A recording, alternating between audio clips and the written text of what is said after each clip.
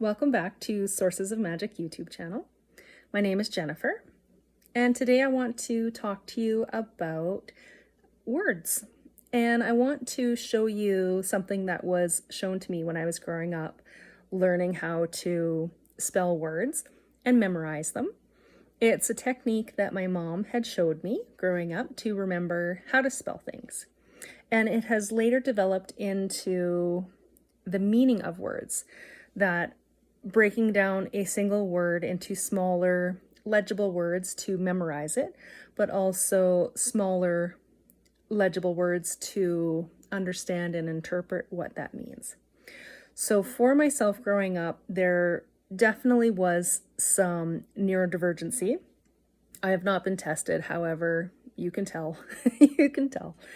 And with that, what would happen is in English class when we're learning, a lot of kids were just picking up what nouns meant, what verbs meant, how sentence structures went together, and just spelling. And it came easy to them. Not all of them, of course.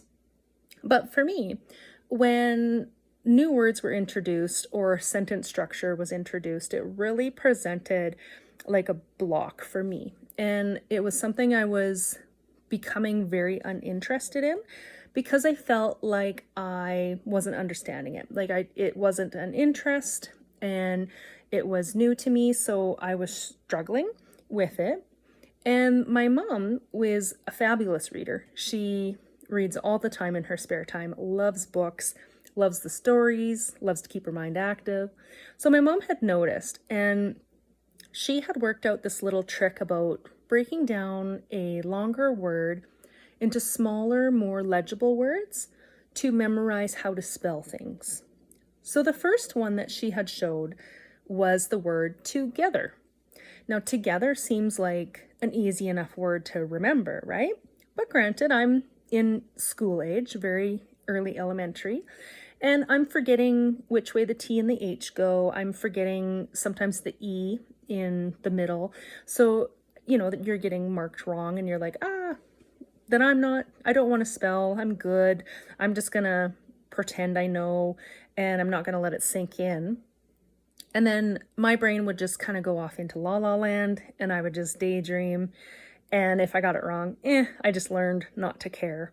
So my mom noticed that in me, and she sat down with me to do some homework. And she started breaking up these words.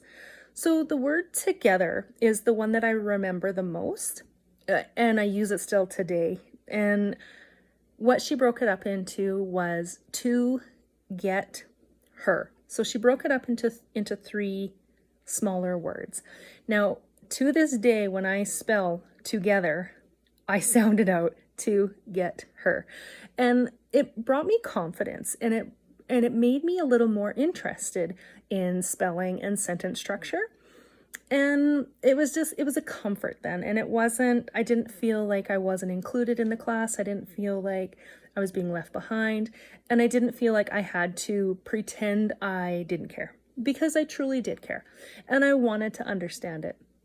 And it just took the one special person in my life to see that I was struggling and to sit down and have a minute with me. Because people with learning disability or a divergency, we need time. We need time to open up. So, and it has to be not spontaneous, but it has to be like a safe space. And somebody that, I don't think it matters if it's someone you know or trust. It just has to be somebody invested in listening to you, and invested in kind of seeing where you're at, and then guiding you to where you could be, or where they're suggesting is your final goal, if that makes sense. So with that moment of teaching from my mom, I have then adopted it later on in life. And with the learning disability that I have, process is really slow for me. So interpreting all of the messages I get from spirit takes some time. I also have to work through who I am as a person. And I know that I have these, not disabilities, but I have this process, a slow RAM in my computer, basically. So I need multiple sources of information to digest what's being said so that I can come through with an answer that is like legible and understandable to other people. Okay, so it comes, of course, in stories and visions and all the audio and the feeling inside, all of that other stuff. But back on topic to dissecting words. Now, when we look at together, the dictionary definition of together is to be with or in close proximity to. So my mind, to understand the word together, like I understand it's together, it's two things, you know, like these guys are together, right? That's together. I get that because it's a simple word. But when you break it up into how my mom broke it up into the to, get, and her, if you were to be in close proximity to something, this little guy wants to be together, okay? What is the action that this little guy has to do? Well, he's got to go get her, doesn't he? Right? Or she, whatever. So they're now to get her. So they've gone to get her together.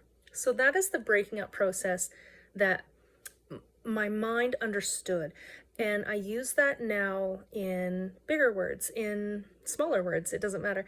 But I use it in a word where I'm unsure of its context because I have an issue with that sentence structure and just the process of information.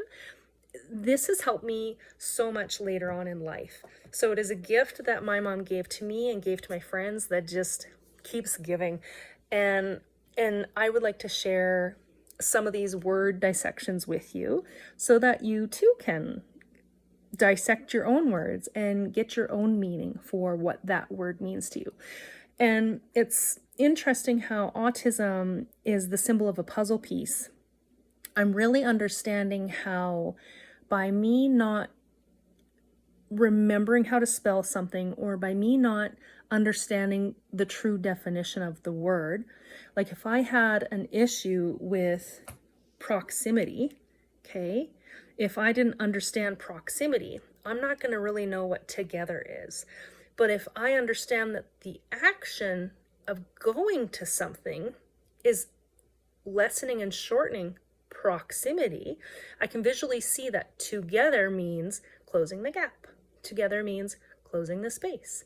So that's how kind of an autistic mind is at play. It needs to, when it thinks of together, it needs to think of to get her, and it needs the visual of to get her. Okay, so hopefully that'll help somebody else with their children when they're learning in school, that you really have to just make everything simple. And you have to give them a visual for their brain to bring up in an instant what the process is so that they can dissect the world in their own bit. But what you're offering somebody with autism is that piece of puzzle that puts it into their bigger picture. So that now when I learn how to spell together in my own way that my mom taught me because she took the time and space with me, that she offered me this puzzle piece and she put it into place for me. So I no longer felt left out in school. I no longer felt like I had to pretend I wasn't really interested. I don't care to spell, you know, and then you have the retaliation.